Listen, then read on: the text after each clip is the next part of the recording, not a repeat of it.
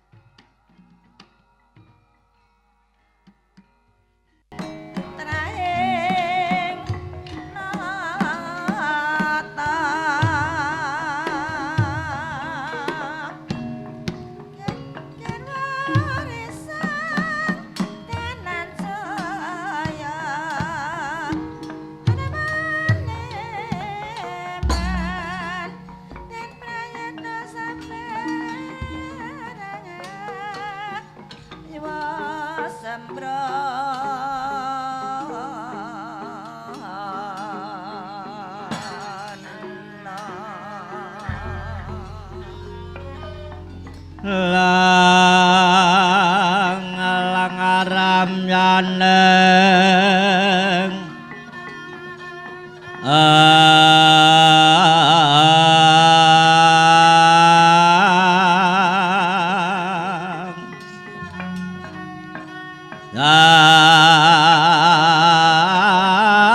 songko kemana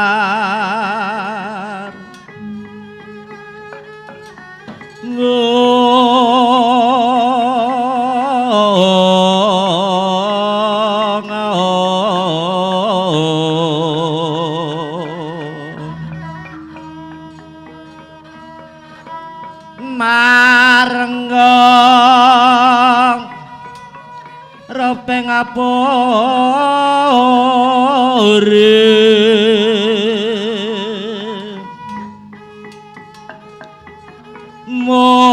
mong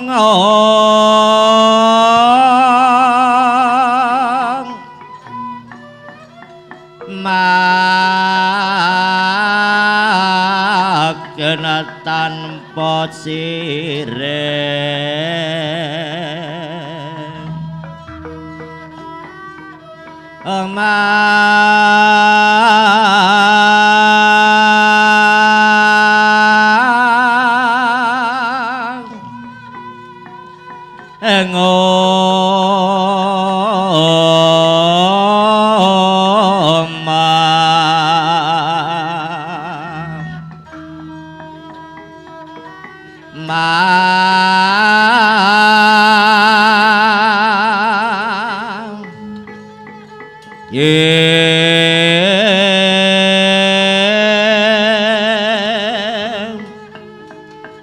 morepe ngalanging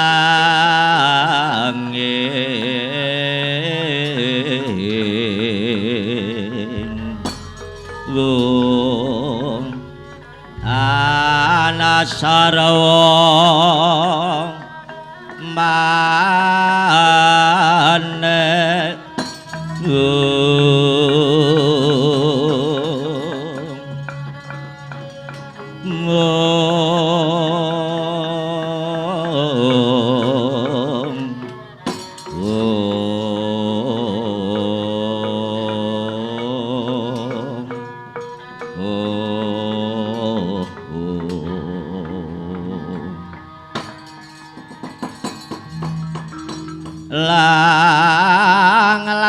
sakati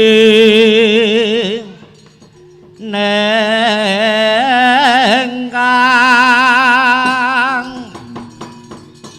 amanasa sapa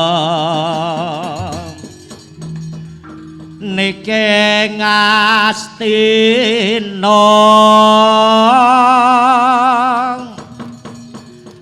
samantara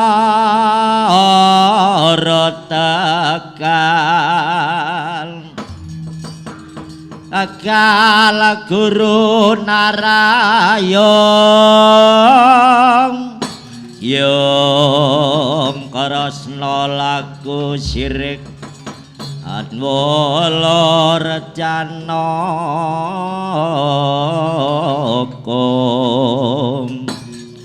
Adal dulur narata kapan jeng nekong mung tumring arsa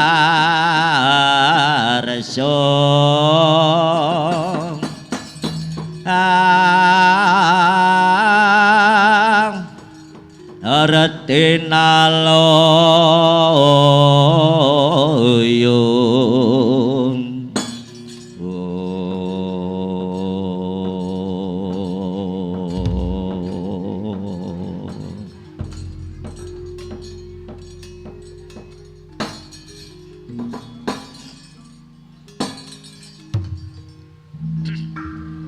jagat Dewa Bathara merca padha kapundhening sun paman aman Haryoso man paman ngenger kawula nuwun sinuwun nggih dening sarawuh paduka paman langkung rumanging pangabekti kunjuk nggih sampun kawula tampi sinuwun dados ngimat paripenawah ana bawa laksana kawula nuwun dhateng kalingga nggih sampun kawula tampi swandadosaken aspariping nawahana paman kawula nuwun sinuwun napa ingkang dipun kersake dening Kang Paman Haryoso man kula mung tansah ndederek sinuwun nggih Sambangewosipun tonton wonten ing negari Hastinapura dos pundi paman ngger napa badhe kersake jengkar sak wanci-wanci bab kreta joli jempana sampun sumadyo wonten ing alun-alun sinuwun paman syukur sinaryo sinudarsana aman kawula nuwun Koko Ramdanan sinuwun inggih wangsul Koko Prabu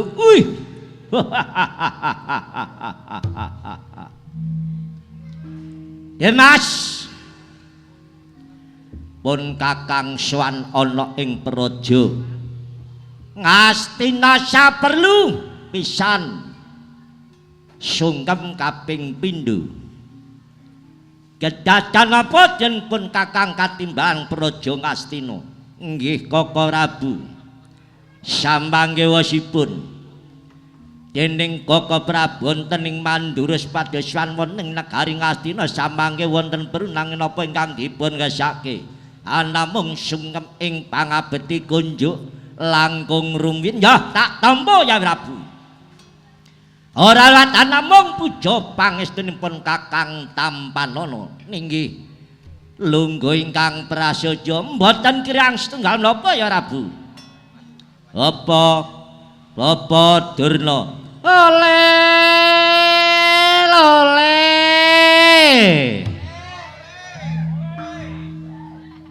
ayo zaman saiki kok ana wayang lole lho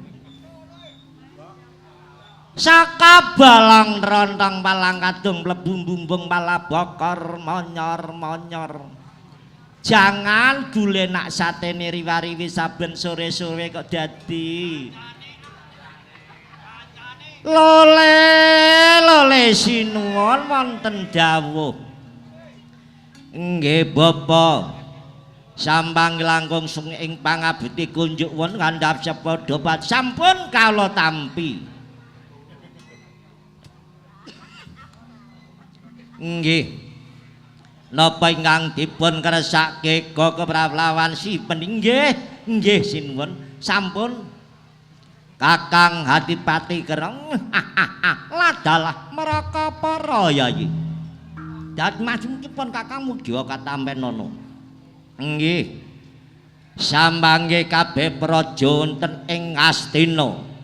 Uga brabdah wonten wigatos napa di? Nganti pun Kakang katimbalan. Ana ing praja Ngastina keteke kaya penting banget. Nggih, Koko Rabu. Sambangge kula tindhar napa ingkang dipun kersak ing maulatri Koko Rabu. Wonten ing negari Ngastina ketepu ing banjir bandang. Dening praja Ngastina ketempu ing Narmada jalaran mangsa apa ingkang dipun kersake. Wih.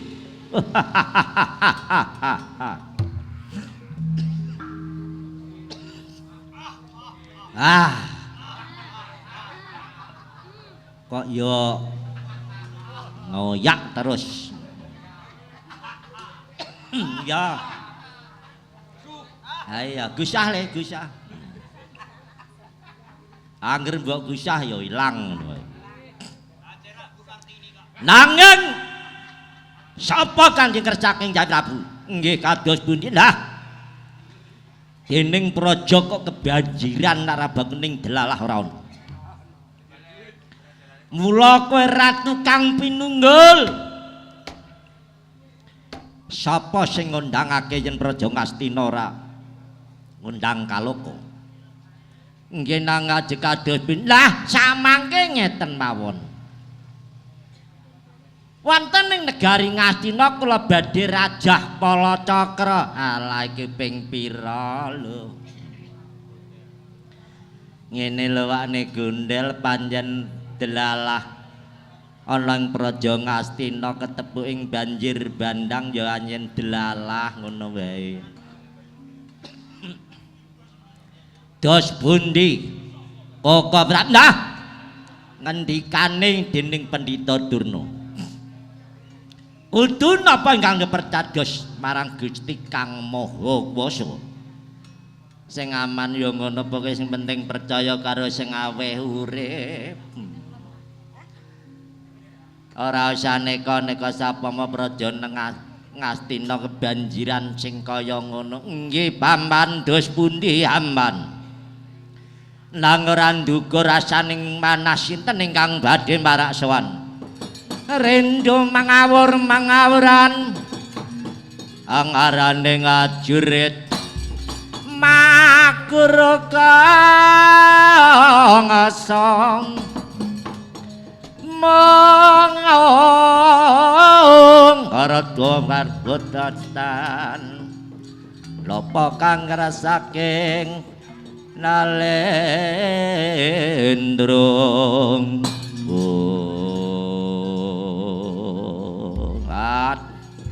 Nora kono ndangi Sang Prabu. Sang Prabu Duryudana dereng mangertos apa kang dipun kersake. Siak saking Narapraja.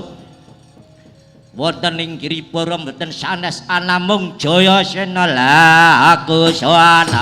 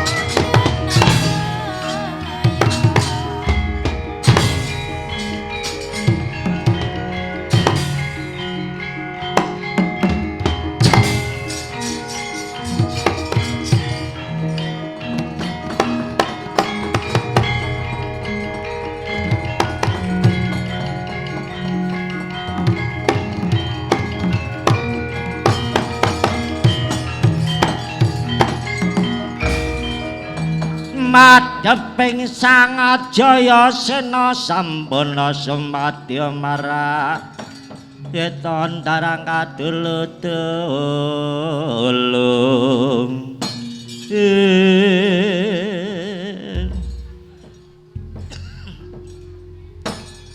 ya Rabu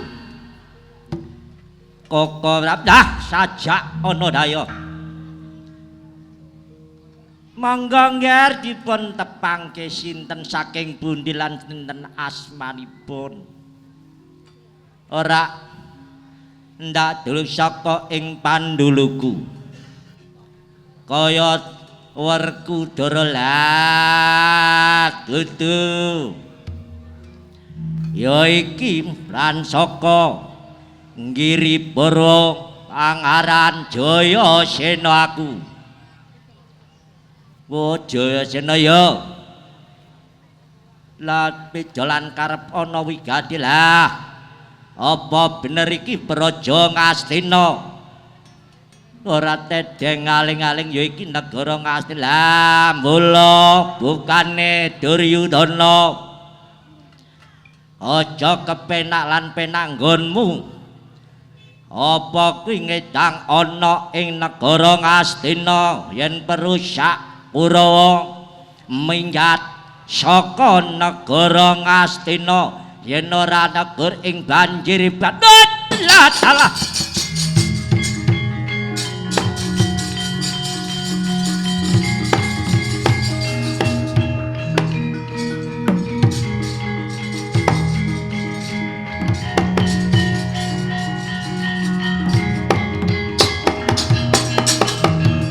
ya Rabu kokara kula ingkang masuli nggih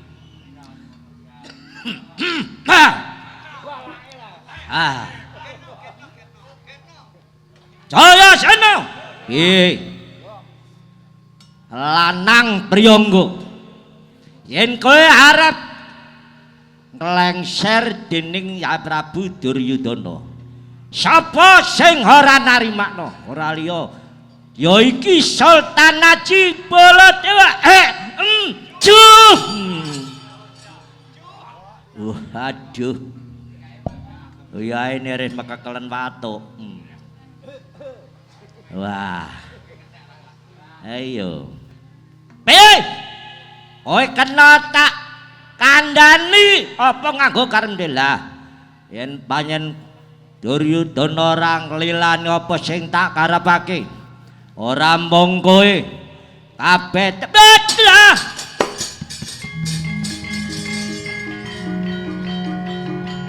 ayo bet wah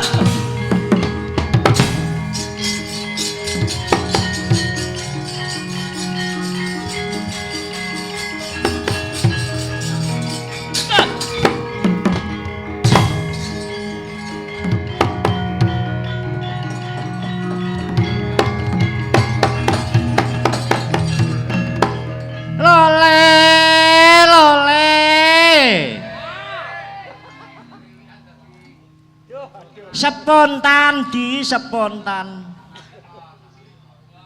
aku ngipi nang negara Ngastina banjir bandang negara Ngastina naraku kuapi dilempit karo Jayasena saka Giripara ora ngono ya mbok ndang tok angker dos pundi paman mula samangke wasipun gerake sigeping gaman praboting abrang supados nyekel bapananing yogi si Jayasena nggih kula namung nyembanggaken benjang cekap manten monggo paman kula tinggal paring dawuh samangke paman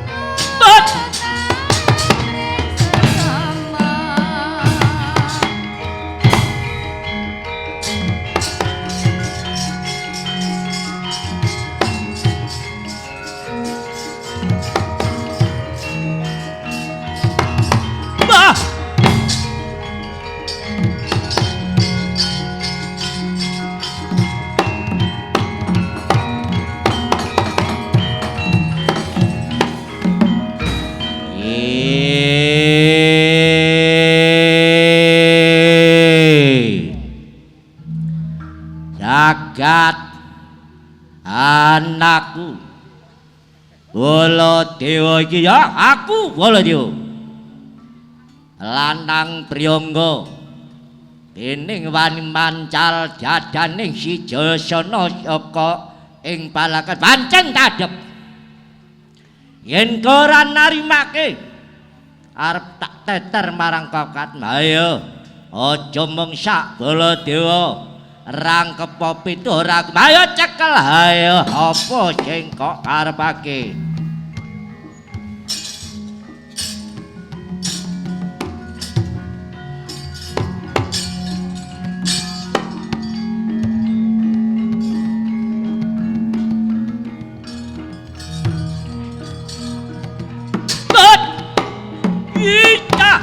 Iya. Ayo.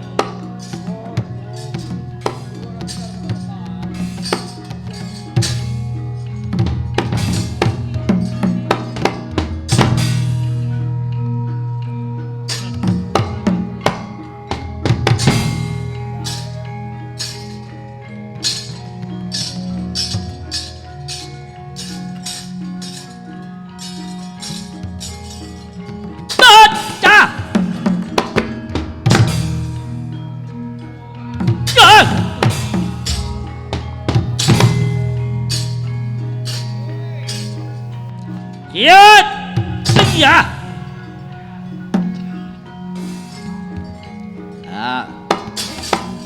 Iya. Pacat cekel. Mati tidak kuat. Anjir. Mengsak ayo.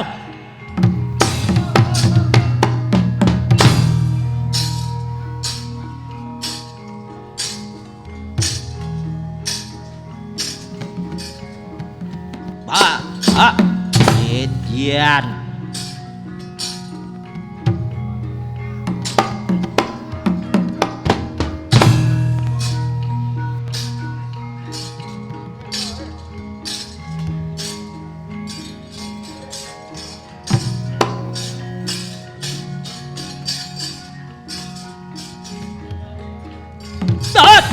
ayo.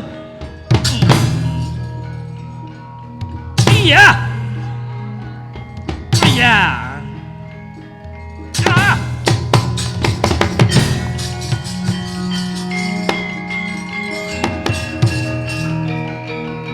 Betul. Wah.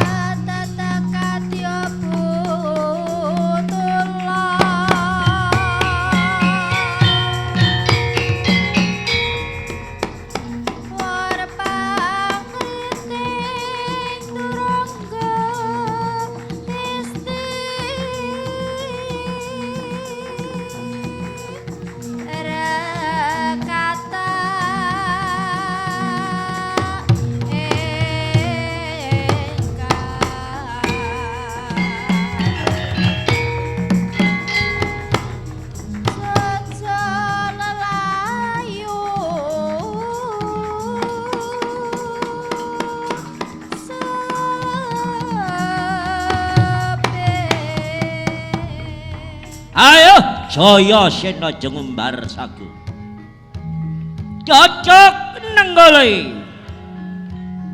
yen ora kadepi aja takon dosa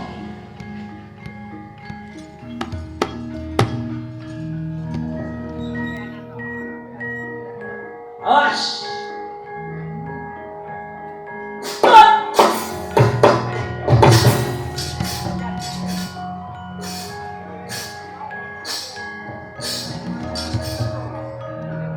ayo ambake wih rasa kagoi awas ya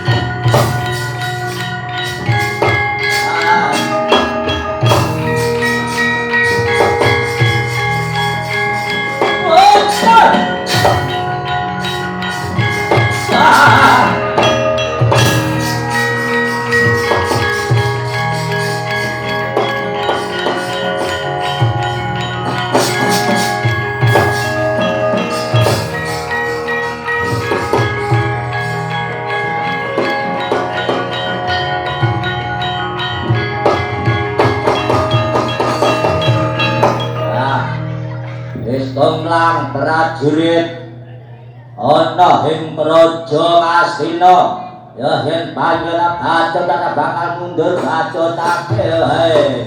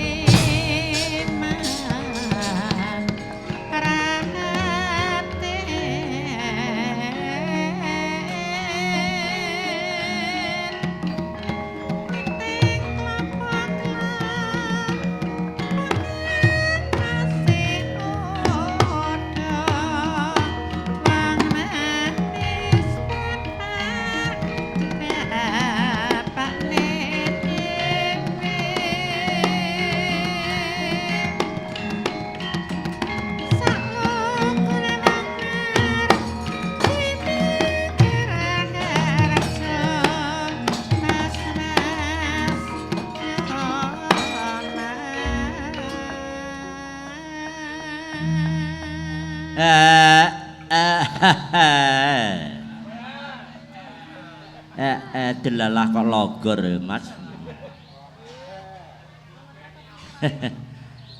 Meh Ya pancen ngono jene ya usum. Ewa semono wis pirang-pirang sedina ora tau duti kok, Mas. Hah? Iya jenenge wis wayah kok. Suara ijek kanggo pirang-pirang dina ya, Mas ya. Mas Senawi. Ki ya ngene ya Mas ya awak dalan sak rombongan katimbalan ana ing desa Mblingoh meneh.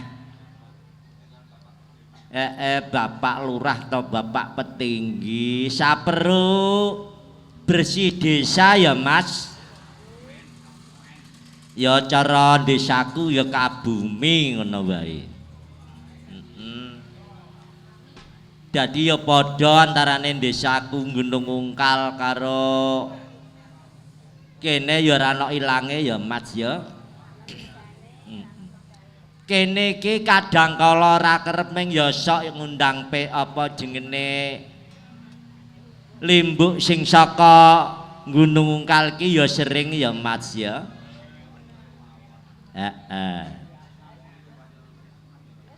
Lah ya jengene manusa akeh ki pancen ya mberah kok ya Mas. Ya ana sing seneng, aja seneng sing klasik mundak piye ngono ya ana. Ya ana sing aja sing kanggo iku sing klasik wae cetha cara lakon ya cetha ya ana ngono iku. Mula jeneng aku bengi iki matur nuwun dhateng para bapak petinggilan sak perangkate ya Mas. Ya RT RW PKK lan sak teruse dinas lan liyane sing minggu krajana ing desa Mblingoh kene. Terus bapak petinggi anggone mbangun desa Natapraja aja parang mundur ya Mas. Aja pantang mundur sekira maju. Masyarakate nek ora seneng ya ora kaya ngene lho Mas. Ngundang limbuk saka Giling iku ora kok guyon. Iya. Loro panjak putren-putren ngene iki ya angil kok Mas. Iya, apa neh sindene kok kemrecek di motikol ora kamot iku ya ana. Iki durung kabeh Pak tak kandhani, nek bekune kanggunge kamot tak gawa kabeh. Iya. Ya pancen senengku dening ije kersa ngundang awak dhewe lan sak rombongan jaman semono loro sinden telu kangelan saiki kok malah ngantek turah lho. Ya cara sembarang iku gawe dhewe lur material dhewe digarap-garap dhewe. Lah iya. Ya sing gula memah ya gula mentang nganti memah aku. Iya. Ya iki aku yo matur nuwun ya Mas apa moko ana kleputan ning kawula lan sak rombongan sing ora nyocoki Bapak Ibu lan Dimas komplit. Iya apa menawa kesalahan lan kleputan aku njaluk ing pangapura nek jipating manusa iku ora ana cara manusa sing murni iki ora ana ya Mas ya. Iya tetep sithik ana salahe lan ana lupute ngono ya Mas. Sapa ki? Iya. Mula kang wektu iki dina wis netepi marang kewajiban. Ya rina mau wis dianake wayangan dipancal dulurku ana sing saka apa jenenge? Kok Mblingoh hari iki. Saiki wis dadi wong Mblingoh, Mas. Syukur. Saka Medana ning ya jare wis nak Mblingoh, ning aku kok urung ngerti ya. Iya. Ya mula sarapoku apa dening kabeh perangkat desa ana ing desa Mlingah kene ben padha makarya slamet rana halangan apa-apa ya Mas. Iya rakyate tentrem ayem ora ana halangan apa-apa. Iya dening kahasilanmu insyaallah jinawe murah sandang lan buga ngono ya Mas. Murah sandang pangan terus wong iki padha seger kewarasan kabeh. Iya sekedar ana sing gene-gene nek rejeki ngono ana sing ngedum Mas. Ora kena meri lan ora kena njaluk. Padane kaya awak dhewe ngene iki nglimbuk ngaleh-ngaleh ora usah dimerekke ya Mas ya. Iya wong kuwi nggawa rejeki dhewe-dhewe kok. Sesuk bengi nek ana lho nek desa Ngrancang. Barang rancang terus nanggone Gerit. Ya bar Gerit terus nanggone Karangsondo. Alah wis tok ngendi-ngendi Mas ah. Oke sasi iki jane lho malah suranan ning nanggone Kali Kalong ngono kok Mas. Mula kang wektu iki dina ngene ya Mas ya. Iki adat biasane wae. Kok pangkur lomba Asmara Ndana. Kok ya lali iki ku.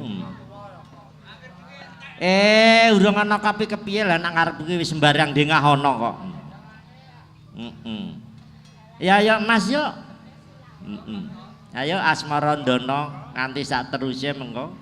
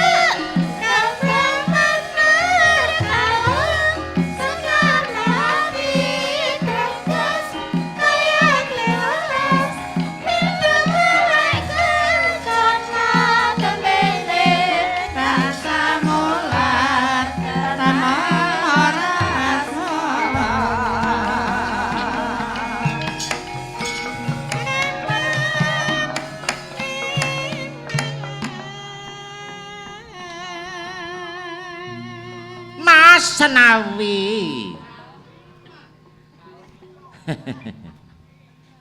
Bapake musrene ta durung, Mas? Lho wong kok omah ki mangkate dhisik jare.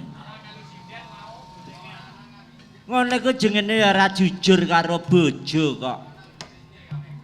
Wong lanang greget cithik kok gagal mangsaku. Lah ka saka kidul ngono kok, Mas.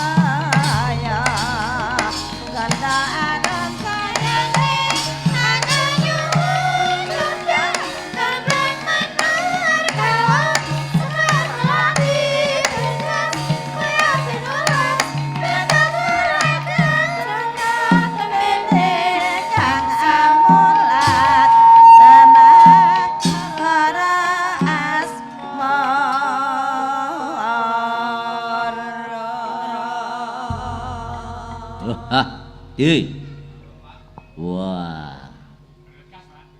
Bergas. Engko sik.